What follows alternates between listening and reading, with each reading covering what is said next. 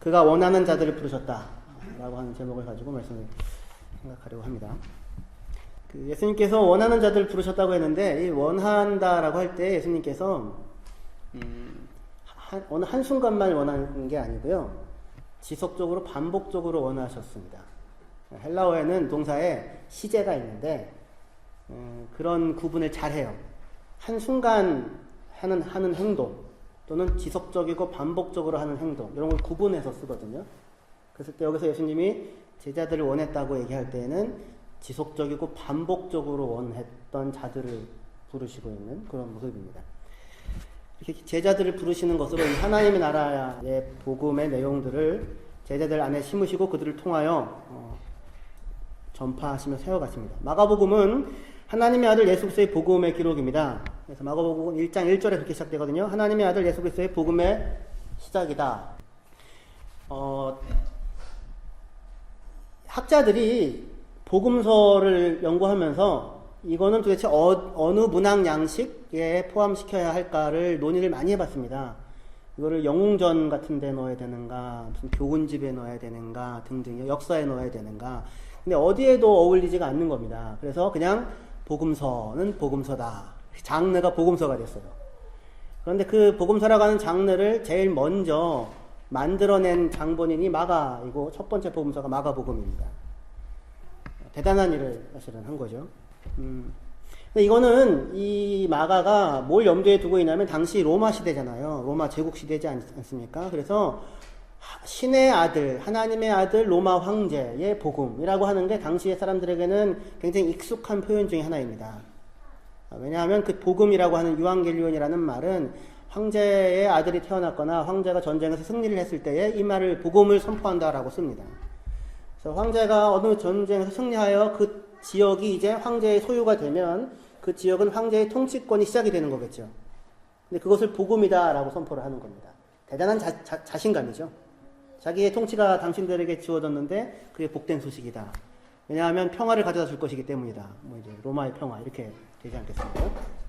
그래서 지금 이 말, 하나님의 아들 그리스도의 복음의 시작이라고 하는 말은 아주 이때 당시의 사람들에게는 우리와는 좀 다른 울림을 갖는 거예요. 로마 시대를 배경으로 하여서.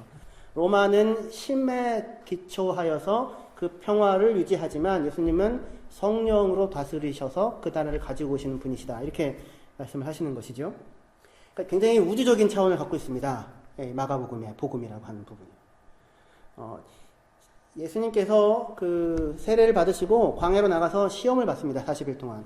그런데 이것은 다만 유대인들의 그 광야에서의 실패를 반복하시고 그것을 회복하시는 것을 넘어서서 마가복음에서는 에덴에서의 아담의 실패를 회복하시는 차원을 가지고 나옵니다. 그러니까 전 인류를 상대로 합니다. 로마 제국, 당대 세계의 제국이었던. 그래서 진정한 복음이, 평화가 예수 그리스도와 더불어 하나님의 나라가 가까이 왔다라고 이제 선포가 되는 거예요. 그래서 마가복음 1장 14절 15절에 요한이 잡힌 후에 예수께서 갈릴리에 오셔서 하나님의 복음을 전파하여 이르시되 때가 찼고 하나님의 나라가 가까웠으니 회개하고 복음을 믿어라. 하나님의 나라가 가까이 왔다. 이렇게 말씀을 하십니다. 그리고 나서 그 가까이 온 하나님의 나라의 통치의 실현으로서 제일 먼저 나타나는 장면이 뭐냐면 예수님께서 제자들을 부르시는 것이었습니다. 어디로 가냐면 갈릴리로 가십니다. 로마를 상대로 하나님 나라의 통치를 이야기하면 갈릴리 변방 시골로 가야 되는 게 아니라 최소한 예루살렘으로 가든지 아니면 로마로 가야 되잖아요. 장면이 그렇게. 근데 이 온 세계를 상대하는 복음의 선포가 하나님 나라가 가까이 왔다고 얘기하는 것이 확 좁아들면서 갈릴리의 해변으로 지금 이렇게 장면이 전환이 되는 거예요. 상상을 해보십시오. 그래서 거기에 하나님 나라, 가까이 온 하나님 나라가 이제 제자들을 찾아가는 모습입니다. 하나님 나라가 임했는데 처음 하는 일이 뭐냐면 갈릴리에 있는 어부들을 찾아가서 그들을 부르고 예수 그리스도의 제자로 삼는 것으로 하나님 나라가 출현을 하게 됩니다. 마가복음 1장 16절에서 20절 말씀인데요. 1장 16절에서 20절 같이 한번 읽어보죠. 같이 읽겠습니다. 시작.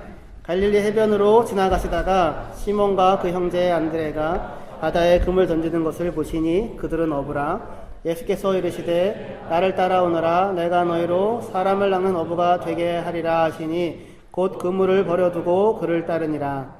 조금 더 가시다가 세베대의 아들 야고보와 그 형제 요한을 보시니 그들도 배에 있어 그물을 깁는데 곧 부르시니 그 아버지 세베대를 품꾼들과 함께 배에 버려두고 예수를 따라가니라. 첫 번째 제자들을 부르는 장면입니다. 오늘 본문 마가복음 3장에서 12명의 제자를 부르시잖아요. 근데 그 전에 먼저 이렇게 구체적으로 4명의 어부들을 제자로 부르는 장면입니다. 베드로와 안드레, 야고보와 요한인데요. 베드로는 아직 시몬이에요. 그죠? 16절에 갈릴리 해변으로 지나가시다가 시몬과 그 형제 안드레가, 아직 베드로가 아니고요. 아직 시몬으로 불려집니다. 요한의 아들 시몬아. 그죠? 시몬과 안드레를 예수님이 부르시자 그물을 버려두고 예수님을 따랐다고 합니다. 18절에 그렇게 나오죠. 곧 그물을 버려두고 그를 따르니라. 버릴 게 그물밖에 없는 겁니다. 우리는 배를 버렸다고 생각하잖아요. 아니요. 마태복음에서도요. 베드로와 안드레는 그물만 버립니다. 누가복음에서는 모든 걸 버리고 쫓았답니다. 모든 걸 버렸는데 버릴 게 그물밖에 없는 겁니다. 버려야 할 배도 없는 그런 아주 가난한 어부라고 할 수 있을 것입니다. 이 비하여 아주 대조되는 형제가 나오는데 19절인데요. 세베대의 아들들입니다. 세베대의 아들들 야고보와 요한은 20절에 보시면 곧 부르시니 그 아버지 세베대를 품꾼들과 함께 배에 버려두고 예수를 따르니라 합니다. 그러니까 세베대는 품꾼들이 있는 것이고 그리고 버려야 할 배들이 있는 것입니다. 세베대는 그 이름만으로도 상당히 유명한 이름이 있는 갈릴리에서 손꼽히는 부자였던 것 같습니다. 그리고 이 요한이 대제사장 안나스와도 안면이 있습니다. 이후에 보면. 그러니까 예루살렘에 있는 사람들과도 이렇게 연줄이 닿아져 있는 정도의 영향력이 있는 가문입니다. 그러니까 똑같이 베드로와 안드레, 야고보와 요한은 우리가 볼 때는 그냥 둘 다 어부잖아요. 그리고 둘 다 나를 따라오느라 사람을 낚는 어부가 되게 하리라 했잖아요. 우리가 볼 때는 별 차이가 없죠. 근데 이들이 볼 때는 서로 별 차이가 없다고 얘기하면 굉장히 기분 나빠할 수 있는 굉장히 큰 차이가 있는 배경을 갖고 있는 사람들입니다. 한쪽은 세베대라고 하는 이름만으로도 굉장히 이미 알아주는 그런 야고보와 요한이고, 보아녹의 우레의 아들이라고 하지 않습니까? 목소리도 굉장히 컸나 봅니다. 굉장한 영향력이 있고 힘이 있고 그런 것들이 다 상징적으로 들어가 있는 것이죠. 그런데 베드로는요, 다 버리고 쫓았는데 버려야 할 것이 그물밖에 없는 그런 어부였습니다. 하지만 이렇든 저렇든 간에 결국은 똑같죠. 다 버리고 예수를 쫓는다는 면에서는 다를 바가 없는 그런 상황에 하나님의 나라가 제자들을 부르고 있습니다. 첫 번째 장면입니다. 또 마가복음에서 또 제자를 부르시는 장면이 그 사이에 또 하나가 나옵니다. 세리 마태를 부르는 장면인데요. 마가복음 2장 13절에서 14절입니다. 예수께서 다시 바닷가에 나가심에 큰 무리가 나왔거늘 예수께서 그들을 가르치시니라. 또 지나가시다가 알페의 아들 레위가 세간에 앉아있는 것을 보시고 그에게 이르시되 나를 따르라 하시니 일어나 따르니라 말씀하고 있습니다. 역시 예수님은 바다로 나가십니다. 제자 부르려고 할 때. 여전히 갈릴리죠. 가르치시고는 레위를 부르시는데 어떻게 하다 부르십니까? 지나가다가 부르십니다. 지나가다가. 그러니까 레위 입장에서는 예수님이 자기를 부를 것이라고 하는 예상을 전혀 할 수 없는 거죠. 그죠? 어디에서 부름을 받았냐면 세간에 앉아있을 때 부름을 받았습니다. 그러니까 레위가 예수님이 궁금하고 하나님 나라가 궁금해가지고 예수님 따라다니다가 부름을 받은 게 아니죠. 그렇죠? 그냥 날벼락 같은 부름입니다. 그야말로. 아무 생각 없이 자기의 그냥 삶을 세리로서의 별로 환영받지 못하는 고단한 삶이죠. 그렇죠? 뭐 조금 경제적으로 여유는 있을 수 있으나 정신적으로는 굉장히 힘들 수 있는 그런 유대 사회에서의 삶을 삽니다. 근데 이름은 레위예요. 레위. 이 사람이 이후에 마태라는 이름을 얻게 됩니다. 마태라는 이름은 제자라는 뜻입니다. 스스로의 자기의 정체성이 예수의 제자가 됩니다. 그런데 지금 이 사람은 여기 지금 레위인데 세관에 앉아서 세리로 살아가고 있는 사람입니다. 예수님의 말씀을 들으러 찾아온 게 아니었어요. 그러니까 예수님이 찾아가신 것입니다. 어느 날 예수님이 지나가시다가 레위를 부릅니다. 나를 따르라고. 그러자 레위가 자리에서 일어나죠. 한순간에 즉시 일어납니다. 그리고는 예수를 따릅니다. 즉시 일어나서 자기가 있던 자리를 떠나서 예수를 따르는 자가 됩니다. 더 이상 세리로는 살지 않습니다. 그죠? 여기서 확인되는 중요한 모습은 그겁니다. 누가 불렀다고요? 예수님이 부르셨다고요. 전혀 그 부름을 받을 것이라고 하는 예상도 기대도 하지 못하는 그냥 나의 일상을 살아가고 있는 어느 때인데, 어제와 똑같은 오늘을 살고 있는데, 그날이 그날 같은 날들을 오늘도 세간에 앉아서 살고 있는 어느 날, 갑자기 예수께서 너는 나를 따라오너라라고 부르신 것입니다. 그죠? 그래서 그의 부름에 따라 나가서 제자로서의 삶이라고 하는 것이 시작이 되었어요. 누가 주권이 있습니까? 예수님이 주권이 있습니다. 누가 부르셨습니까? 예수님께서 부르셨습니다. 뭐 하고 있는데 부르셨습니까? 그냥 일상을 살고 있는데 부르셨습니다.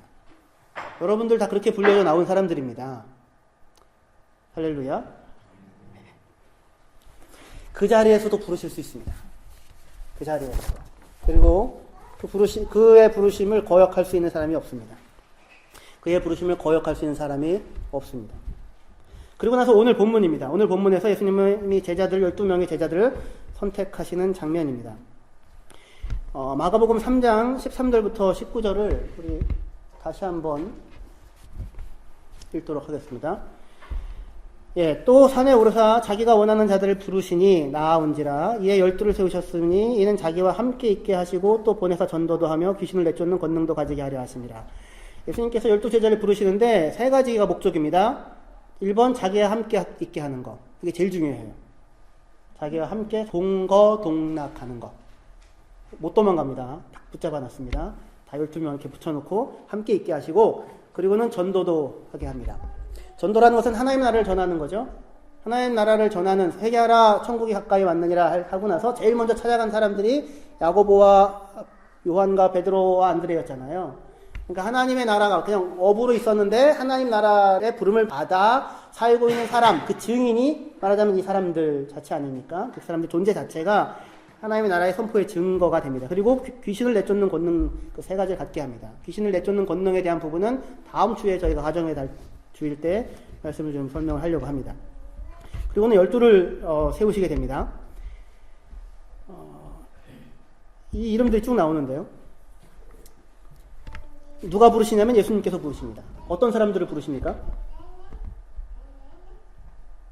자기가 원하는 사람들을 부르십니다. 12명을 부르고는 그들을 제자라고 하고 사도라고 부르십니다. 누가복음에 따르면 예수님은 제자들을 선택하시기 전에 며칠간을 기도하십니다. 며칠간의 기도를 하시고 기도한 결과로 제자들 12명을 선택을 하십니다. 굉장히 신중하게 사려 깊게 선택을 하셨다는 것입니다. 그런데 이때 제자로의 부름을 부를 때에 예수님과 12명만 있었을까요? 아니면 더 많은 사람들이 있었을까요? 더 많은 사람들이 있었다고 하는 것이 전제되죠. 그들을 부르시니까. 그렇죠? 그러니까 더 많은 사람들이 거기 있었을 것입니다. 그래서 이때 예수님은 12명의 제자들만 부른 것이 아니고 사실은 더 많은 제자들이 있었고 그 중에서 특별히 12명을 선택을 하셨던 거예요. 누가복음 6장 12절에서 13절에 따르면 누가복음 6장 12절 13절에 따르면 이때 예수께서 기도하러 산으로 가사 밤이 새도록 하나님께 기도하시고 밝음에 그 제자들을 부르사 그 중에서 12를 택하여 사도라 칭하셨으니 이렇게 말씀하시고 계십니다. 그러니까 밤새 기도하시고 제자들을 부르신 거예요. 그때 제자들은 12명만 있는 게 아니라 더 많은 제자들이 있는 겁니다. 그리고는 그들 중에서 12명을 특별히 선택을 하신 거예요. 무슨 이야기인지 아시겠죠? 예. 그러니까 예수님을 따라다니는 사람은 12명만 있었던 것이 아니었고요. 그 이상이었다고요. 누가복음 10장에는 70명을 예수님이 2인 1조로 보내거든요. 70문도라고 부르죠. 그러니까 12제자만 있는 게 아니라 최소한 70명이 있는 것이고 70명만 있는 것이 아니라 사도행전에 따르면 성령이 오시기를 기다리던 사람들이 120명이었습니다. 그러니까 120명 최소한 되는 것이고 120명만 되는 것이 아니라 고린도전서 15장에 따르면 예수님께서 부활하신 예수님이 일시에 몇 명에게 나타나세요? 500의 형제에게 나타나시거든요. 그러니까 한 500명 정도 예수님을 따르는 제자라고 부를 수 있는 그룹이 있었던 것입니다. 이제 아시겠죠? 물론 제일 처음에는 적게 시작했죠. 그리고는 이제 하지만 이 12명, 그리고 한 70명, 또 한 120명, 또 500명 이렇게 적지 않은 무리들이 예수님의 제자라고 불려줄 수 있는 사람들로 이렇게 예수님을 따르고 있었습니다. 그 중에서 예수님은 특별히 12명을 선택을 하신 거예요. 그러니까 12명 밖에 없었던 것이 아닙니다. 훨씬 많은 사람들이 있었고 훨씬 다양한 사람들이 있었고 그 중에서 12명을 특별히 선택하신 거예요. 그게 중요해요. 그럼 선택 기준이 무엇일까요? 선택을 하셨으면 기준이 있어야 될 것 아닙니까? 우리가 오늘 말씀을 통해서 생각하려고 하는 게 그 내용이에요. 선택 기준이 무엇일까요? 왜 12명이 선택받았을까요? 특별히 경건했습니까, 이 사람들이? 안 그래 보이죠? 예. 성경 지식이 풍부했을까요? 안 그래 보이죠? 베드로, 사도행전에 보면 베드로가 되게 무식한 사람인 것은 세상 사람들이 다 알고 있었습니다. 그래서 본래 글을 알지 못하는 사람인데 어떻게 저렇게 말을 잘하느냐고 제사장들이 그러거든요. 그러니까 학식이 있는 사람도 아니었고 성경 지식이 풍부한 사람도 아니었다고요. 말을 잘하는 사람도 아니었고 똑똑한 사람들도 아니었고 인격이 훌륭한 사람들도 아니었어요. 기준이 뭐예요? 기준이 하나 있어요. 하나. 뭡니까? 예수께서 원하시는 사람. 예수님이 원하셔서 부르셨대요. 그게 기준이에요. 어떤 사람들이 동의할 수 있을 만한 객관적인 지표가 없어요. 추적이 불가능합니다. 사도행전에서 7집사 나오죠. 사도행전의 7명의 집사님들은 기준이 분명합니다. 그분들은 이렇게 뽑혀졌어요. 성령과 지혜가 충만하고 칭찬을 받는 사람들 7을 택해요. 그러니까 이거는 누가 봐도 지혜가 있고 경건하고 칭찬을 받고 인격이 훌륭하고 그리고 성령이 충만한 사람들입니다. 그들 7명을 선택해요. 굉장히 훌륭한 사람들이에요. 그죠? 7사람들은. 스데반이나 빌립. 그러니까 12사도에 비해서 훨씬 더 객관적인 인간적인 기준으로 봤을 때 훨씬 더 나은 사람들이에요. 스데반 집사님은 설교를 하시는데 굉장히 길죠. 이런 설교를 아무나 할 수 없습니다. 성경 처음부터 마지막까지 전체를 훑으며 설교를 하십니다. 대단한 설교입니다. 이렇게 훌륭한 설교가 있을 수 없습니다. 엄청나게 똑똑하시고 경건하신 분이십니다. 빌립 집사님, 이분도 사마리아와 또는 이디오피아의 이런 사람들에게 복음을 여는 굉장히 중요한 역할을 하십니다. 12사도에 비해서 훨씬 더 낫다고요. 솔직히 얘기해서. 근데 예수님은 그 수많은 사람들 가운데 12명을 자신의 사도들로 부르십니다. 기준은, 성경이 제시하는 기준은 딱 하나입니다. 예수께서 원하시는 자들을 부르셨다. 자기가 원하는 자를 부르셨다. 누가 원해요? 자기가. 그러니까 내가 아니고요. 여기서 자기는 내가 원하는 거 아닙니다. 자기들, 여러분들이 원하는 자들이 아니고 예수가 원하는 자들을 부르셨다. 여기에 강조가 있습니다. 이게 강조를 해요. 그 헬라 말은 이렇게 강조하는 부분을 강조할 수 있는 방법이 있습니다. 그래가지고 강조를 합니다. 다른 누군가가 아니고. 그러니까 당신들이 다 원하는 나름의 사람들이 혹시 있을 수 있는데 그 사람들 아니고 예수님이 원하시는 사람을 부르셨습니다. 수많은 사람들이 있는데 예수님께서 자 이제 내가 12명 부르겠다 선택할 거야 라고 선택을 하기 시작하시면 사람들 각자가 다 생각을 할 거 아니에요. 혹시 나를 부르시지 않을까? 그죠? 근데 부르기 시작하는데 베드로부터 시작을 하는 거죠. 뭐 세베대의 아들 둘이야 뭐 그렇다고 쳐요. 근데 다른 인간들은요. 별로 부름받을 만해 보이지 아니하는 사람들이지 않습니까? 그리고 또 부름받은 사람들 입장에서 볼 때에는 자기가 이미 이제 12명의 한 사람이 되었습니다. 그러면 다른 사람들이 기대가 되지 않겠습니까? 과연 누구를 선택하실까? 예수님도 나처럼 나와 생각이 같으실까? 평소에 보아왔던 그런 사람들 그렇게 생각할 수 있잖아요. 예수님께서 그분이 원하시는 사람들을 부르십니다. 그리고는 이 12는 이제 3년 내내 예수와 함께 있으며 동고동락을 하게 됩니다. 그 불려진 사람들을 보니 그 기준이 무엇인지가 굉장히 모호하고 또 선뜻 동의하기가 쉽지 않은 조합들로 되어져 있습니다. 제자들은 대개 3개의 그룹으로 나누어지거든요. 12명이. 그래서 3개의 그룹으로 나누어지는 것을 첫 번째 베드로, 야고보, 요한, 안드레가 1그룹입니다. 안드레는 1그룹에 속해 있을지 2그룹에 속해 있을지 정체가 모호한 사람입니다. 그리고 있는지 없는지도 잘 모르는데 항상 그 자리에 있는 사람입니다. 4명이 같이 예수님에게 어떤 질문을 물을 때도 있었습니다. 두 번째 그룹은 빌립과 바돌로메, 마테와 도마입니다. 바돌로메는 돌로메의 아들이란 뜻입니다. 그래서 그의 이름이 나다나엘입니다. 요한복음 1장에서 나오는. 그리고 빌립과 바돌로메와 도마는 아마도 갈릴리 출신 어부였을 것으로 보입니다. 왜냐하면 요한복음 마지막 장에 7명의 사람이 베드로가 나는 고기 잡으러 가겠다 라고 할 때 나도 갈래라고 했다고 했잖아요. 그죠? 그 사람들이 이 사람들이에요. 그리고 세리마테가 거기에 또 포함이 되어져 있습니다. 그렇게가 이제 1, 2그룹입니다. 그리고 3그룹. 알페오의 아들 야고보.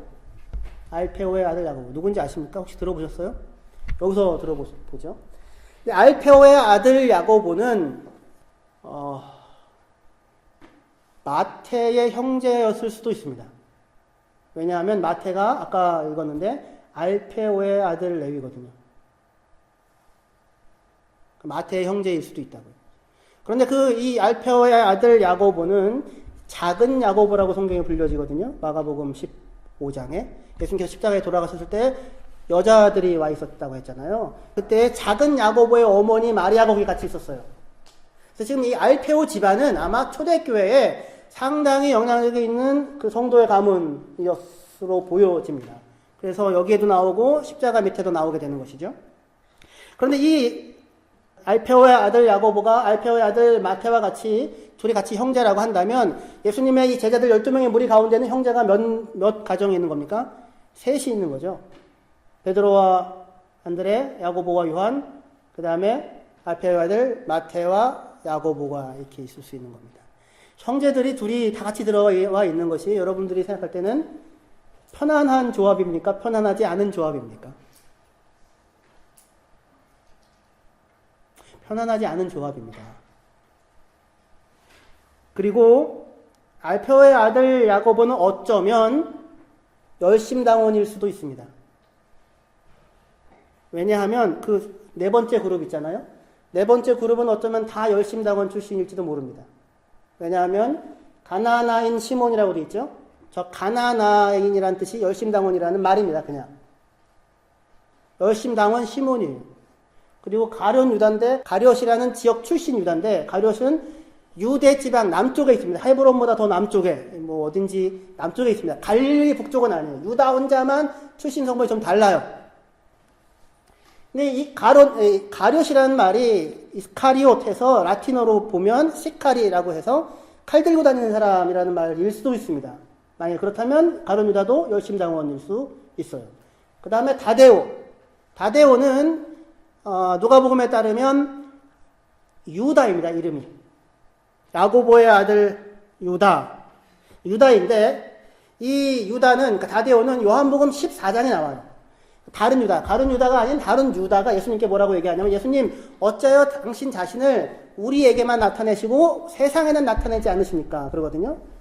그러한 말 속에서 다데오는 열심당원이었을 가능성이 상당히 있습니다. 열심당원이라고 한 말이 뭐냐면 당시에 무장하여서 이스라엘의 독립을 위해서 애를 쓰는 사람들이었습니다. 그러니까 하나님의 나라, 하나님의 아들됨을 자기들에게만 나타내면 안 되고 온 세상에 나타내야만 하는 겁니다. 그래서 다데오도 열심당원일 수도 있다고요. 가능성이 있다면 말입니다. 그러면 만약에 세 그룹을 전부 다 만약에 열심당원이라고 생각한다면 알페오의 아들 야고보도 열심당원일 가능성이 상당히 있다는 말입니다. 왜 제가 이 얘기를 그렇게까지 지금 여러 번 얘기를 하냐면 그렇게 되면 두 가지 가정이 다 맞아야 되는데 알페오의 아들 야고보와 알페오의 아들 마태가 만약에 형제고 첫 번째 가정. 두 번째 알페오의 아들 야고보가 열심당원이면 이 집안은 도대체 어떻게 된 집안입니까? 세리는 친일 민족자고 야고보는 독립운동을 하는 사람이 한 집안의 한 형제가 되어줄 수 있는 거예요. 그런 가능성이 상당히 있다고요. 그런 사람들을 이 불편한 조합들을 예수님께서 부르셨던 것입니다. 그러니까 예수님의 12제자들의 면면을 살펴보면 같이 있으면 편안하지 않는 사람들이 함께 모여져 있어요. 열심당원 출신들이 있고 그러니까 독립운동하는 사람들이 있고 세리가 있고 친일파 민족의 반역분자가 있고 갈릴리의 어부들이 있다고요. 그리고 갈릴리 어부들이라고 해서 출신 성분이 똑같은 것도 아니에요. 그 중에서 버릴 것이 그물밖에 없는 베드로도 있고 그리고 지주라고 할 수 있는 선주라고 할 수 있는 요한과 야고보도 있는 것입니다. 그러니까 이런 사람들을 서로 다 모아 놓았을 때에 서로 사랑하라는 예수님의 말씀. 제자들을 향하여서 이렇게 말씀하시잖아요. 내가 너희를 사랑한 것과 같이 너희도 서로 사랑하라 라고 하는 예수님의 말씀은 말도 안 되어 보이는 말일 수 있다고요. 서로 같이 있는 것만으로도 마음이 편안하지 아니하는 사람들인 것입니다. 물론 지금 마태는 더 이상 세리가 아니죠. 하지만 이전에는 세리였었단 말입니다. 그러면 열심당원 출신인 사람들이 마태를 용서할 수 있을까요? 만약 작은 야고보가 마태의 형제이고 그가 열심당원이라면 과연 마태를 용서할 수 있을까요? 베드로도 야고보랑 요한이랑 늘 같이 다녀서 서로 친해 보이지만, 그리고 같이 부름을 받아서 가까워 보이긴 하지만, 요한은 몰라도 최소한 베드로에게 있어서는 요한은 늘 신경 쓰이는 사람입니다. 왜냐하면 늘 마음에 불편함이 있는 주인집 아들, 주인집 도련님이거든요. 그래서 요한복음 마지막 장에 부분에 예수님께서 베드로에게 너의 죽음에 대해서 얘기를 하자, 베드로의 죽음에 대해서 얘기를 하자, 베드로가 누굴 물어요? 예수님, 요한은요. 그게 베드로의 마음에 늘 같이 있는데 똑같은 어부 출신이라고 해도 아니라고요. 요한은 별로 신경 안 썼을 거예요. 아마도 베드로에 대해서. 그냥 품꾼 중에 하나에 불과했었으니까. 근데 베드로는 아니거든요. 늘 신경이 쓰이는 주인집 도련님이라고요. 그런 자들을 모아서 예수님이 12를 세우고는 사도라고 부르시고 있는 것입니다. 70명이 있고 120명이 있고 더 큰 그룹 회가 있는데 그들 중에 뭐가 있어서 예수님이 이 사람들을 선택해 하셨을까요? 12사도보다 이후에 뽑힌 7명의 집사님들이 훨씬 더 훌륭한데, 아마도 이 12명보다 그 이외의 그룹에 있는 사람들이 인간적으로나 인격적으로 봤을 때에 재능과 지혜에 있어서 훨씬 더 뛰어난 분들이 많이 있었을 것이라고요. 그런데 예수님은 오랫동안 기도하고 그리고 지속적으로 반복적으로 원하고 있는 사람들을 불러서 자기와 함께 있게 하시고 자기와 살게 하시고 그들을 12명으로 묶어서 사도라고 부르시고는 이후 세워지는 교회의 기둥이 되게 하십니다. 그렇죠. 그러니까 잘 기억을 하시라는 말입니다. 누가 원한 거예요? 그분이 원하셨습니다. 내가 원하는 것이 아니라, 내가 선택한 것이 아니고 예수님께서 선택하신 것입니다. 그가 기뻐하시고 그가 사랑하셔서 선택하셨습니다. 이 조합을 의도하신 분이 그분이십니다. 이 불편한 조합을 그분이 의도하시고 그리고는 함께 동고동락하는 사람들로 묶으십니다. 이들의 공통점은 단 하나밖에 없었어요. 예수의 부름을 받고 예수님을 따르는 그의 제자가 되었다라고 하는 단 하나의 사실입니다. 예수께서 반복적으로 지속적으로 원하셨던 사람들이라고 하는 공통점입니다. 그리고 그렇게 예수를 따르는 자들에게 예수님께서 하신 하나의 명령이 있는데 그것은 무엇이냐면 새 계명을 주노니 서로 사랑하라, 내가 너희를 사랑한 것 같이 너희도 서로 사랑하라 라고 하는 그런 말씀인 것입니다. 그런데 이들이 어떻게 서로 사랑을 할 수 있겠는가? 어떻게 서로 사랑할 수 있을까요? 요한복음 13장 33절에서 38절, 지난주 저희가 살펴보았던 말씀입니다. 작은 자들아, 내가 아직 잠시 너희와 함께 있겠노라. 너희가 나를 찾을 것이나 일찍이 내가 유대인들에게 너희는 내가 가는 곳에 올 수 없다고 말한 것과 같이 지금 너희에게도 이르노라. 새 계명을 너희에게 주노니 서로 사랑하라. 내가 너희를 사랑한 것 같이 너희도 서로 사랑하라. 너희가 서로 사랑하면 이로써 모든 사람이 너희가 내 제자인 줄 알리라. 자, 새 계명을 주는데 너희가 서로 사랑하래요. 내가 너희를 사랑한 것처럼 너희도 사랑하랍니다. 그러면 너희가 서로 사랑하면 이것으로서 모든 사람들이 너희가 내 제자인 줄 안 돼요. 근데 지금 이 12명의 제자들은 서로 사랑할 수가 없다고요. 12명의 제자들이 내내 다니면서 하는 일들이 뭐였습니까? 누가 크냐? 누가 크냐? 두 사람, 야고보와 요한은 주의 좌우편에 앉게 해주십시오. 그 얘기 하죠. 그 얘기 듣고는 제자들이 분노합니다. 베드로는 늘 야고보가 신경 쓰이고, 마태는 열심당원들이 늘 불편했을 것이고, 열심당원들은 마태가 늘 힘들었을 것이고, 그리고 아마 형제인데도 마태와 야고보는, 작은 야고보는 같은 자리에서 밥 먹고도 싶지 않은 사람들이었을 거라고. 그런 사람들이 3년 동안을 동고동락하여 예수님이 그냥 그 사람들을 딱 묶어서 내 제자 이렇게 불러내신 것입니다. 수많은 사람들이 있는데 무슨 기준은 딱 하나죠. 누가 원하셨어요? 예수님이 원하셨어요. 내가 원한 거 아니에요. 내가 원하지 않았고, 나도 나를 불러주기를 원하지 않았는데, 그가 나를 불렀고, 내가 그 사람이 함께 불려질 거라고 원하지 않았는데, 예수님은 그들을 부르시더라고요. 그리고 이 조합을 만드시더라고요. 그럼 이들을 12명을 사도라고, 그리고 그들을 통하여 하나의 나라를 이루어 가겠다고 하세요. 여기에 제일 중요한 거예요. 누가 원하셨는가? 예수께서 그들 모두를 그 모양으로 원하셨어요. 서로 사랑이 안 되죠. 사랑할 수가 없죠. 사랑한다면 사람들이 제자인 줄 알 텐데 비로소 서로 사랑이 안 되는 인간들이 거기 모여져 있다고요. 그럼 어떻게 하면 근데 서로 사랑하는 일이 가능해질까요? 그래서 그 다음에 나오는 거라고요. 36절 시몬 베드로가 이르되 주여 어디로 가시나이까? 예수께서 대답하시되 내가 가는 곳에 내가 지금 따라오으나 후에는 따라오리라. 베드로가 이르되 주여 내가 지금 어찌하여 따라갈 수 없나이까? 주를 위하여 내 목숨을 버리겠나이다. 제자들이 다 그렇게 얘기했어요. 여기는 안 나오지만 다른 복음서에서는 내가 주를 위하여 목숨을 버리겠나이다. 서로가 다 제일 잘난 사람들이죠. 다 나름 이유가 있는 사람들이고 다 나름 나이기 때문에 예수님이 제자로 뽑으셨을 거야 라고 생각을 했을 거라고요. 기준이 나니까 도대체 이 12명의 다른 사람들은 이해가 안 가죠. 도대체 예수님이 무슨 기준으로 여기다가 갖다 놨는지. 그렇지 않겠어요? 그런데 사실상 생각해보면 나도 무슨 기준으로 불림을 받았습니까? 도대체 이해가 안 되죠. 근데 자기는 뭘 생각하냐면 내가 주를 위하여 목숨을 버리겠나이다 라고 얘기를 하는 거예요. 주님이 뭐라고 얘기하십니까? 네가 나를 위하여 목숨을 버리겠다고? 천만의 말씀. 말도 안 되는 소리 하지 마라. 내가 너를 위하여 목숨을 버리겠다. 내가 너를 사랑한 것처럼 너도 서로 사랑해라. 이것이 사랑할 수 있는 유일한 자리입니다. 뭘 마주쳐요? 내가 주를 위해서 목숨을 버리겠나이다? 택도 안 되는 소리 하지 마라. 너에게 이유가 있다고? 네 결심이라고? 네 자격이라고? 네 조건이라고? 택도 안 되는 소리 하지 마라. 내가 너를 위하여 목숨을 버린다.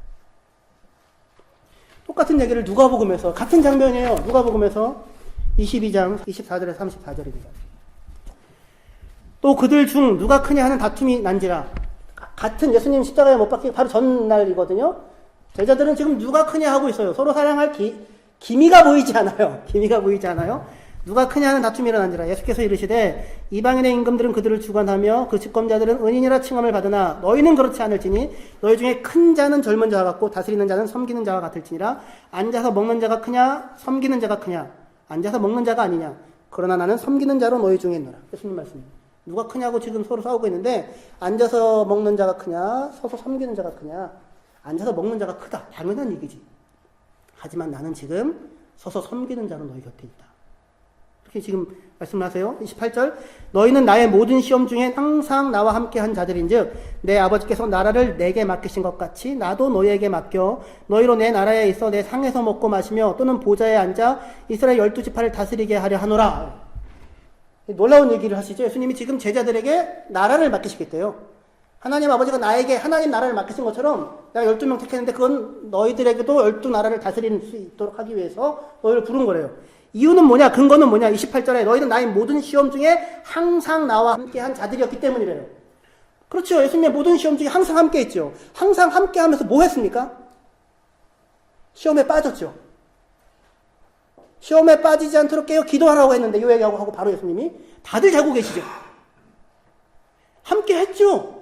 함께 시험에 빠지며 함께 잠들어 있으며 이들이 예수님과 함께 한 게 아니라 시험에 들고 시험에 빠져 있는 그들 곁에 예수님이 항상 함께 하고 있었던 것이죠.